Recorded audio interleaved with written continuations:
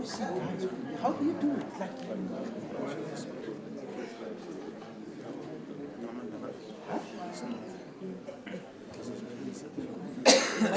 I don't see what you did. What did you do?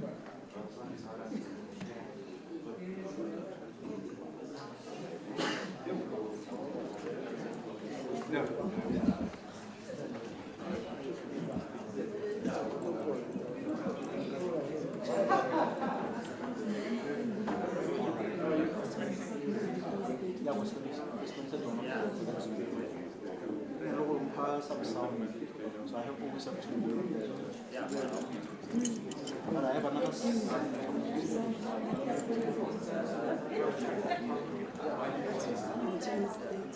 I check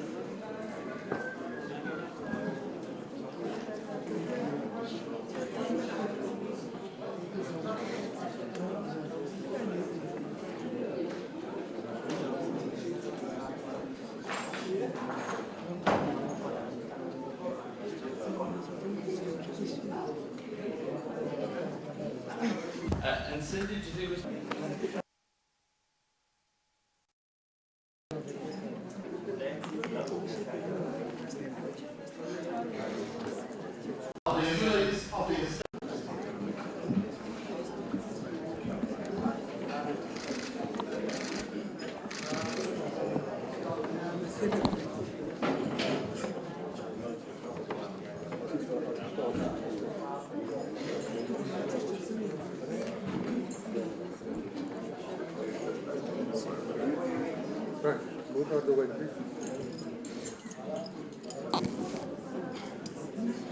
Yes, sir.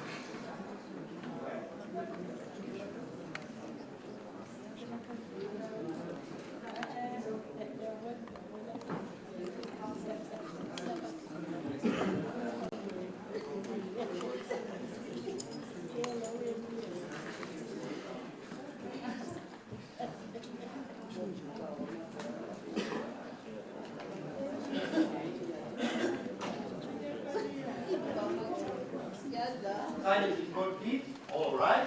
All right.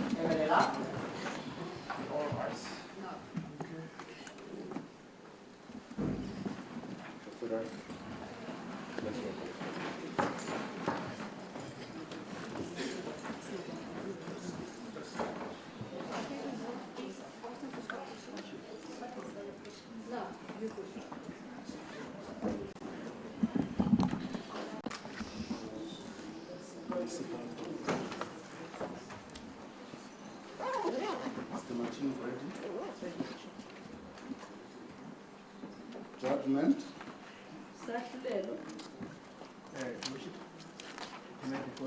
Yes, just quickly put on the... Call please, Your Worship. Case number BP 87-16, State versus William Oosthuizen and Theo Martins Jackson.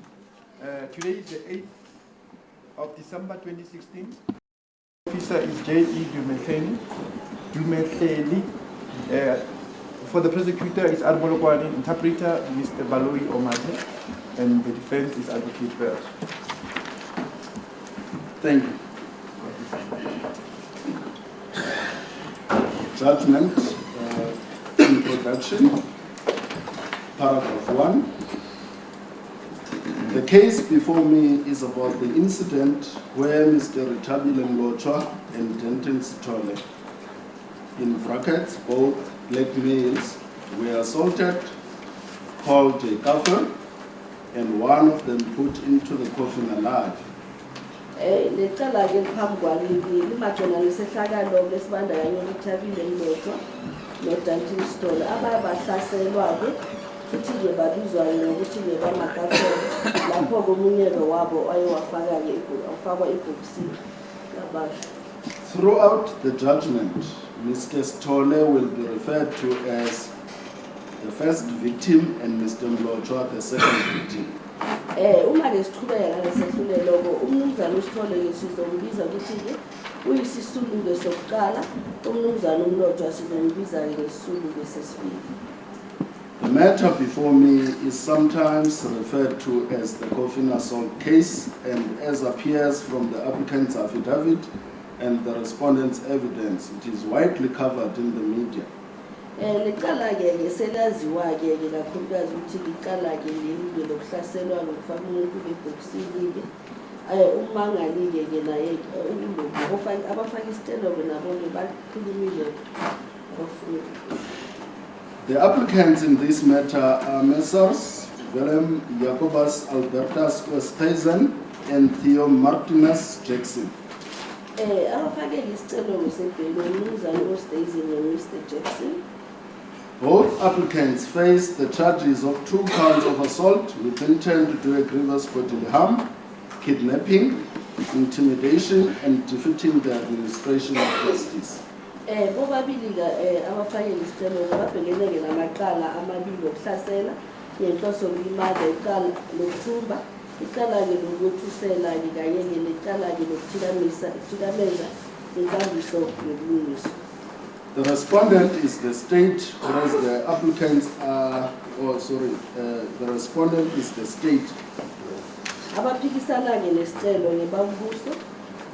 The applicants are legally represented by Mr. John Welsh, a counsel instructed by Mr. Christo Haltenis, a local attorney in the district of Middelburg.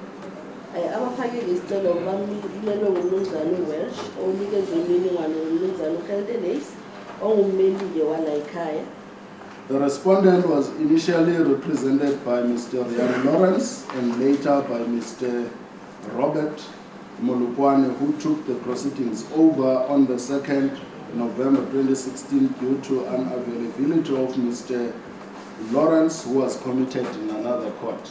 Ababumbuso-ke ekuqaleni bekume uMnumzane uLawrence oye wagcina sekashiyile-ke base-kethatha-ke uMnumzane Molukwane ngomhla ka-2 kuNovemba njengoba uMnumzane uLawrence bekabambekile-ke komunye umsebenzi. Paragraph 2. This matter came before me for the first time on the 16th of November 2016, but its first appearance was already on the 14th of November 2016 at Blankpan Court. Lecala liveleke phambi kwami ngomhla ka-16 kuNovemba kulonyaka ukuthi icala okokuqala ngqa lavela-ke enkantolo yaseBlankpan ngomhla ka-14 Novemba kulonyaka. Blankpan Court does not sit for the whole week, hence the case came before me on the 16th November 2016 for formal bail application for both applicants. Manje inkantolo yaseBlankpan ayihlali insuku zonke ingabo icala lilathunyelwa-ke kuyo inkantolo leyami-ke ukuthi-ke abaceli-ke bazofaka isicelo sokuphindwa-ke bail. However, the 2 applicants abandoned their bail application on the 16th of November 2016 and the case was postponed to the 25th of January 2017 for further investigation. Kodwa ngomhla ka-16 kuNovemba kulonyaka-ke abaceli-ke bayabashiya phansi isicelo sabo-ke icala lasehliswe umhla ka-25 kuJanuwari unyaka. The 2 applicants appear to have changed their minds immediately after the case was postponed and decided to approach this court to apply for bail. Bonakala ngathi-ke abaceli-ke bashintsha-ke imiqondo-ke yabo-ke base-ke beza phambi kwanenkantolo bacela ukuthi isicelo-ke sebheyili sixutshekiswe. The applicants were requisitioned for appearance before me on the 1st December 2016. Abaceli-ke babizwa-ke ngencwadi-ke babizelwa kulenkantolo yangomhla ka-1 kuDisemba 2016. On that day, their bail application commenced and proceeded until the following day, the 2nd December 2016. Ngalolo suku la ngomhla ka-1 isicelo sabo sebheyili-ke saqala saqhubeka kufika ngomhla ka-2 kuDisemba 2016. On the 2nd December 2016, it was then postponed to today, the 8th of December 2016, for judgment. Ngomhla ka-2 kuDisemba kulonyaka-ke isicelo sabo sahle siphelwa namhlanje mhla ka-8 kuDisemba kwazi-ke ukuthi kukhishwe isahlulelo. I'm indebted to Messrs. Jane Welsh, R. Lawrence and R. Molukwane for their contribution through the leading of evidence and their legal submissions that assisted me in preparing this judgment. Ngithanda ukubonga kakhulu-ke umnumzane uMolokwane, umnumzane Lawrence kanye naye umnumzane Welsh ngokuthi-ke balethe ubufakazi phambi kwale nkantolo futhi-ke benze neziphakamiso-ke lezi abazenzile. In this matter, I am required to determine if it is in the interest of justice for the two applicants to be released on bail, a hurdle that is never easy to cross. Lana-ke kulesicelo-ke mina kulindele ukuthi-ke ngikhiphe isinqumo sokuthi-ke kuzoba sentandweni-ke yokulungiswa yini ukuthi-ke labamangalelwa ababili bakhishwe ngegele okuyinto enzima-ke kakhulu kuyo. It is so because the court has to balance two competing interests. Ngoba kunjalo-ke inkantolo kumele ibekeke izintshisakalelo ezimbili-ke esilinganisweni. I will answer this question being mindful of the fact that I owe allegiance to the coat of arms behind me and the provisions of section 165, subsection 1 and subsection 2 of the Constitution. Futhi-ke ngizokuphendula-ke lokho-ke ngibhekeke le coat of arms elana-ke emva kwami kanye-ke nalesiqephu-ke somthetho inkantolo eqeda ukusisho.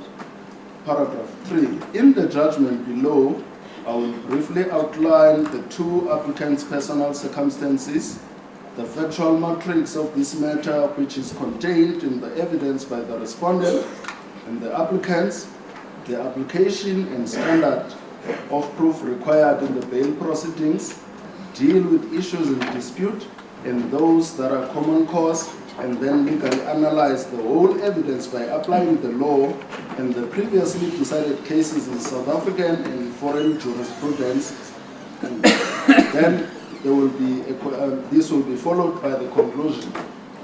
Uthi-ke lana-ke kule sehlakalo ngizokubheka-ke isimo sempilo-ke sabamangalelwa-ke namaphuzu-ke alethiwe phambi kwami, ubufakazi-ke obuthulwe-ke ngekombuso, naloku-ke iziphakamiso-ke ezenziwe yibo-ke abafake-ke isicelo-ke, naloku-ke okulindelekile ngokomthetho-ke kanye-ke namanye-ke amaphuzu ahambisana nomthetho namaqala asewaqulwa phambilini ahambisana-ke ngaso lesicelo.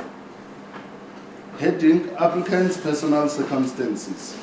The personal circumstances of the applicants are diverged as follows. Isimo-ke sempilo-ke sabatsheli-ke yilesi esilandelayo. Heading: Applicant number 1. Paragraph 4. He is a married 28-year-old male with 2 children aged at 18 months and 6 weeks respectively. Umtelo oqala-ke ushadile uneminyaka 28 nengane-ke ezimbili, enye ina 18 months, enye ina 6 months. 6 weeks. So 6 weeks.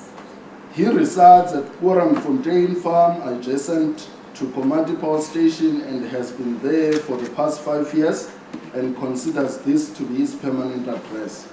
Uhlala-ke lapha-ke Fontaine-ke elapha-ke Komati Power-ke, so uhlezi lapha-ke isikhathi-ke siyiminyaka 5, uthatha-ke nje leyo ndawo njengendawo yakhe-ke ahlala kuyo unomphela. He previously lived at Waterport Farm in Middelburg from 2005 to 2011. Phambilini-ke beyahlala-ke eplazini lase-Waterport elila-Middelburg ukusukela ngonyaka 2005 kuya ngonyaka 2011. Before his arrest, he was employed by G&M Farming Enterprises Close Corporation for the past 5 years as a foreman. Ngaphambi kokuboshwa-ke bekasebenza lapha e-G&M Farming, usebenze lapho ngonyaka 5. He is the sole breadwinner for his family. His wife is unemployed. Ungumondli-ke ayedwa ngomndeni wakhe, unkosikazi wakhe akasebenzi. The applicant possesses some household movables at his house on the farm. Uthi-ke kunempahla-ke anayo lapha endlini kule ndahlala-ke eplazini. His income is 18,000 rand per month and has financial obligations to a total of 21,300 rand. Ingeniso-ke lakhe-ke ngenyanga 18,000 rand, unazo-ke ikoloto nezindleko ezingadla lapha ku-21,300 rand. He has close ties with his family. His father is a motor mechanic. Uthi-ke bona-ke babumbene kahle bawumndeni-ke ohlangene-ke nomndeni wakhe ubaba wakhe umakhenikhi weyimoto. His parents-in-law reside 10 kilometers from his residence on the farm. He is a South African citizen with no passport and has no previous convictions. Uthi-ke abamamazala wakhe bazala ahlala 10 kilometers ukusuka la ahlala khona. Uyisakhabuzala eSouth Africa, akanayo-ke i-passport, futhi-ke akanawo nomlando wokugwetshwa. Heading applicant number 2. Siyakuceli-ke wesibili. Paragraph 5. He is a married 29-year-old male with 3 children aged at 7, 4, and 3 years respectively. Ushadile uneminyaka 25 nezingane ezintathu, unyaka ingane zakhe eyina 7 eyina 4 eyina 3 years. He resides at Hartbeersfontein adjacent to Komati Power Station and has been on that residence for the past 4 years. Uhlala eHartbeersfontein elapha-ke eKomati Power Station, so uhleli lapho iminyaka emine. He is employed by JM de Beer Proprietary Limited for the past 12 years.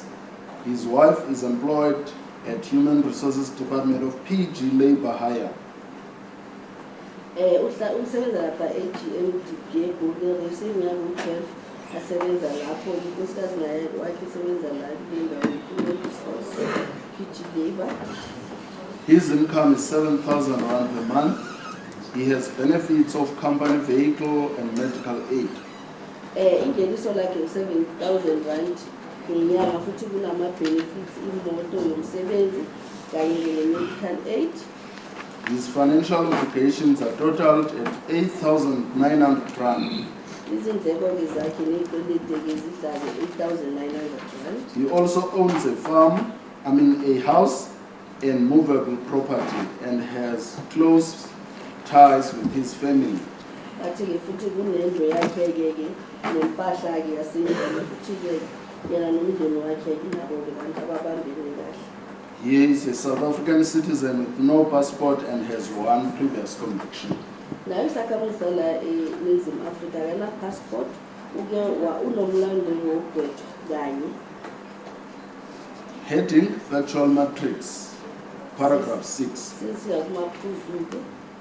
It is the common cause that the offences that both applicants are charged with were committed on the 17th of August 2016 at Broad Snares Plus farm near Komati Power Station. Kuyaziwa futhi akuphikiswa ukuthi amacala ababhekene nawo-ke bawenze ngomhla ka-17 August 2016 lapha-ke eBroad Snares Plus. The respondent called Mrs. Dimakatso Margaret Bahula, the investigating officer, and its investigating officer. Mrs. Bahula testified as follows. Abombusebe babize uMakatso Margaret Bahula ongumphenyi kule cala yena ofakaze ngale ndlela elandelayo. That she is employed at Blankpan SAPS as a detective constable. Ukuthi usebenza lapha-ke e-police station yase-Blankpan uyifokisi. She has 8 years experience as a detective and is an investigating officer in this case. Uthi-ke unolwazi-ke leminyaka 8 futhi angumphenyi. She mentioned that she opposes bail in this matter. According to her, the complainant, also referred to as the second victim, left his place of residence at so-called the Big House Squatter Camp on the 17th of August 2016 and was on his way to Middelburg to buy a sausage. Uthi-ke ummangali-ke okuyisisulu sesibili kule cala wasuka endaweni la ahlala khona kuthiwa-ke the Big House ngomhla ka-17 August 2016 ezalana-ke eMiddelburg azothenga-ke iVox. In his journey, he used a small road that would lead him to Middelburg. Kulo hambo ke lakhe kuye wasebenzisa indlela ke encane eqondelana ke eMiddelburg. Although the respondent's witness started narration with Mr. Mlotshwa's incident, I will, for the sake of sequence of events, first deal with Sithole's incident. Uthike ke njengoba ke lo fakazi lona ayewachaza ke ufakazi ke lo ukuthi izinto zilandelane kahle ngizoqala ke ngofakazi bakaSithole. Sithole will be referred to as the first victim, whereas Mlotshwa as the second victim throughout the judgment. Sithole ke sizombiza ukuthi kusisulu besokuqala bese kuNotshwa sibize ukuthi usisulu sesibili. Paragraph 7. The first victim was walking on the same road that the second victim walked at. Usisulu sokuqala ke ngisihamba kuwo lo mgwaqo ke isisulu sesibili besihamba kiyo. The first victim was using a footpath that goes via the farm. Isisulu sokuqala ke ngisihamba ke endleleni yezinyawo ke evela ke lapha ke eplazini. A Land Cruiser buggy that was driven by a white male emerged. iLand Cruiser iveni ke beyishayelwa ke ebalisa ke babelungu yase kuyaqhamuka. Applicant number 1 asked the first victim what was he doing in the vicinity. Umceli kokuqala kwasuyambuza ke ubuzisisulu ukuthi ke ufunani kuleyo ndawo. First victim does not know the applicant number 1 by name, but only by his sight, as he works at a nearby farm next to the big house. Uthi ke isisulu sokuqala simazi ukuthi oqala umazi nje ngokumbona ngoba akasebenza ke eplazini eliseduzane. The victim informed the applicant number 1 that he came from Coffin squatter camp and was on his way to the big house squatter camp. Uthi ke isisulu sokuqala samtsho ukuthi ke sibuya ke lapha kaqende squatter camp sisendleleni siya the big house squatter camp. This is when the applicant number 1 told the first victim that he does not want to see Coffin walking around his farm. Ilesikhathi umceli lokuqala akatshela ke isisulu ke lesokuqala ukuthi akafuna ukubona ke amakafu ahamba ke eplazini lakhe azulazula nje eplazini lakhe. Applicant number 1 got off from his buggy in a fighting mood. Bathi ke umceli lokuqala kwasekwehla ke kule bhaki yakhe ke vele nje abonakalisa ukuthi ubululu. Applicant number 1 got off from his buggy in a fighting mood and started to fight the victim by grabbing him, but the victim overpowered him. Uthi ke wasekuyambamba ke usulu sokuqala ke sasele siyamhlula ngamandla. Paragraph 8. Applicant number 1 instructed this victim to climb onto the load bin of the vehicle, but the victim refused. Umceli lokuqala ke wasekuyamlayela ke isisulu sokuqala ukuthi ke sigibele ke lapha ke ebhakini kodwa ke isisulu sokuqala sala. The victim asked if he could sit at the front with this applicant, and the response by the applicant number 1 was that he could not share a vehicle with a Coffin. Isisulu sokuqala ke saseke sicela ke kuye ukuthi ngeke ahlale naye lapha ngaphambili emotweni. Umceli lokuqala nje ukuthi ke yena ngeke ahlalisane ke nekhafuni emotweni yakhe. This victim then got onto the load bin and the buggy took the MIDDELBURG road.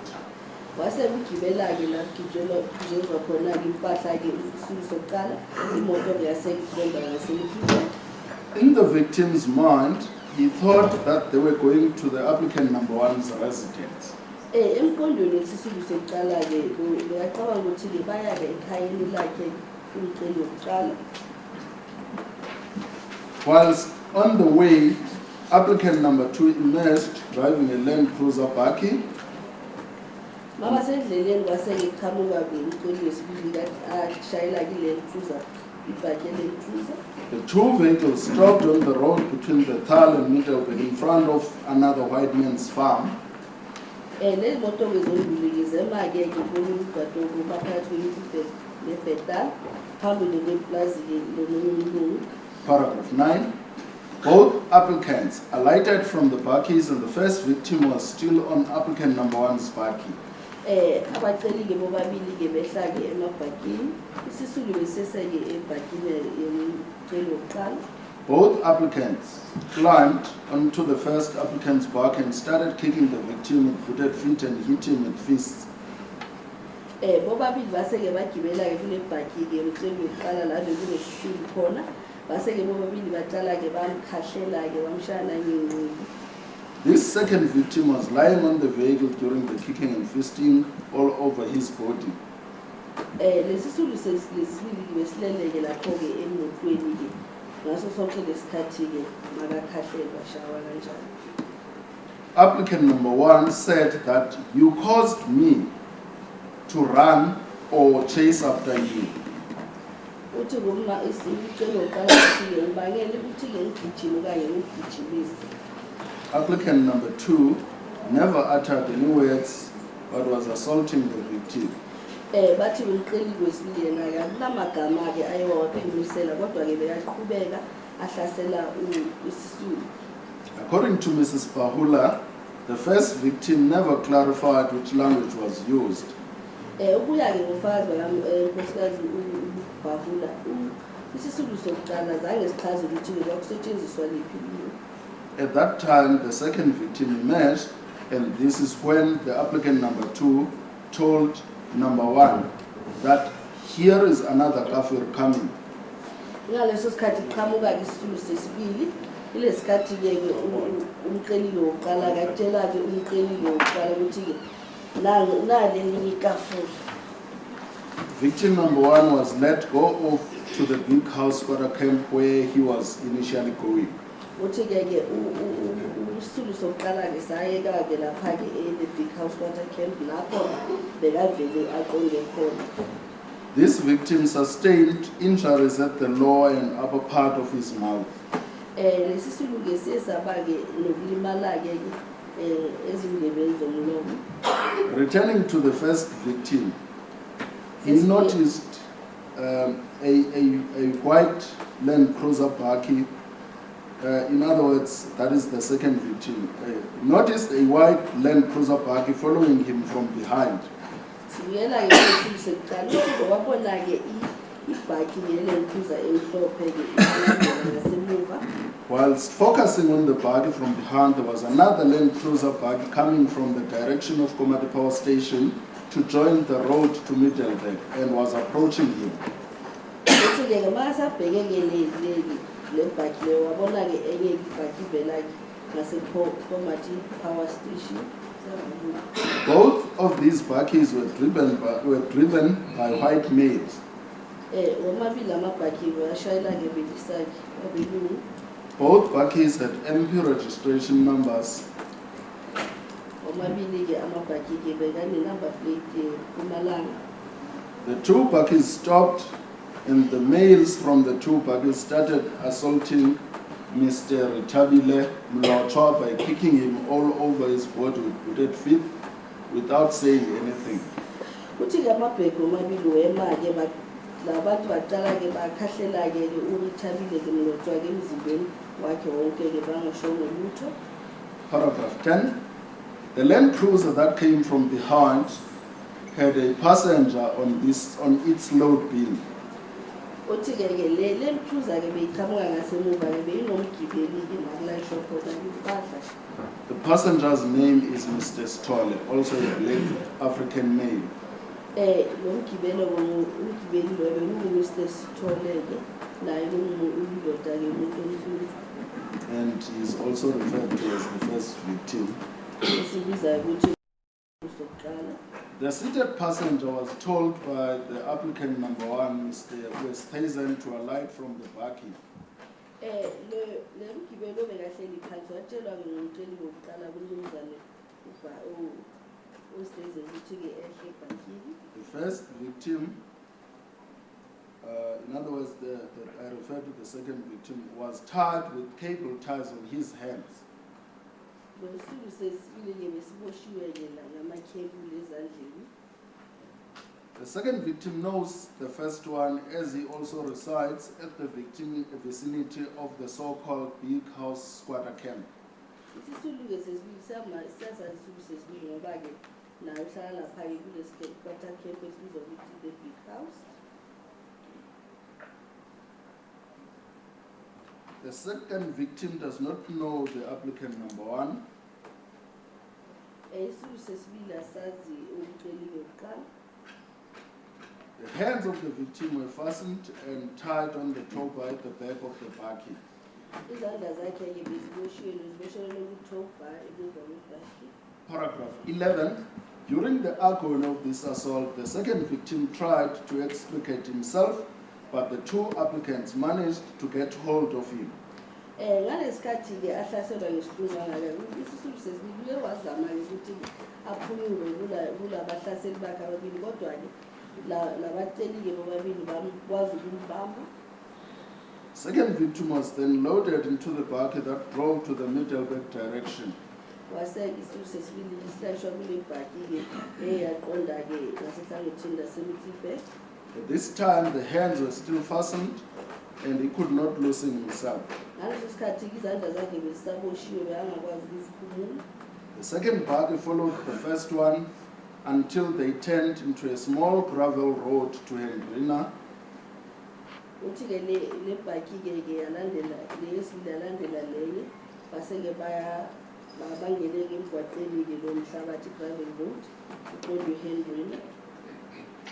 On the same road, there is another one turning into the left, and this one proceeds to a chicken farm.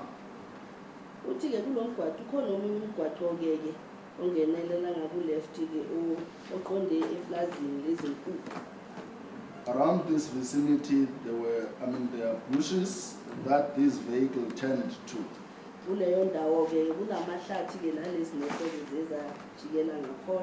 Paragraph 12. The applicant number 2 then loosened the second victim and told him that he would shoot him if he tries to run away.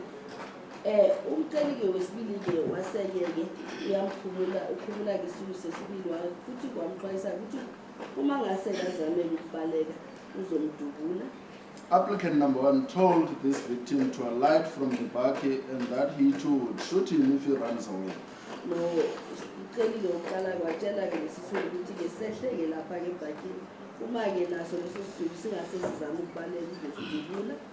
Mrs. Bahula continued by explaining that the applicant number 1 had a firearm on his waist.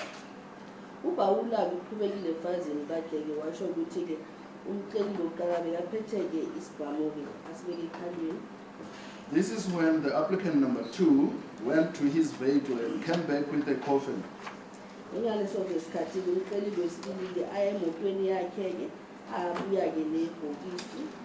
Applicant number 2 opened this coffin from the front and instructed the second victim to get into this coffin.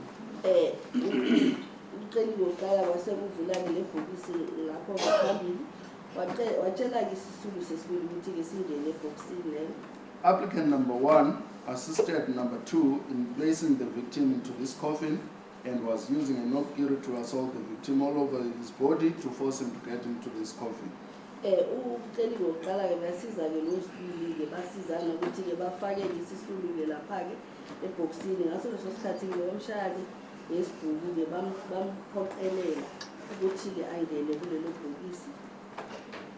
Paragraph 13. The applicant number 2 went to his bakkie and came back with a container that was half full of the petrol.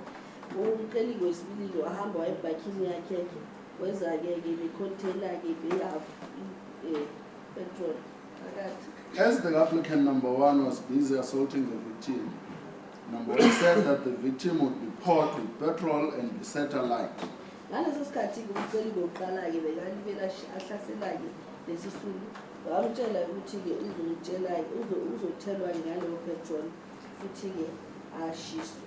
At that time, the first victim was urging, the second victim was urging the two applicants to not traumatize him any further, but they continued to do so.